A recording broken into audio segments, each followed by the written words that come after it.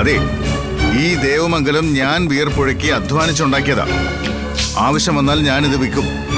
എന്നോട് ഒരുത്തരും ചോദിക്കാൻ വരണ്ട. അതെ, അച്ഛന്റെ അധ്വാനവും വേർപ്പും തന്നെയാണ് ഈ വീട്. അച്ഛന് ഇഷ്ടമുള്ളതുപോലെ എന്ത് വേണമെങ്കിലും ചെയ്യാം. പക്ഷേ ദുരഭിമാനത്തിന്റെ പേരിൽ ഈ വീട് നഷ്ടപ്പെടുത്തരുത്. നീ എന്നെ ചോദ്യം ചെയ്തേ. വേണ്ട.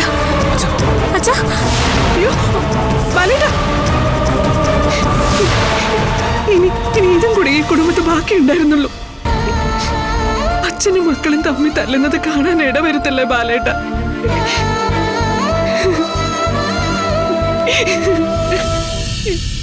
ഞാനൊരു വാക്ക് പറഞ്ഞിട്ടുണ്ടെങ്കിൽ ആ വാക്ക് പാലിക്കാൻ എനിക്കറിയാം.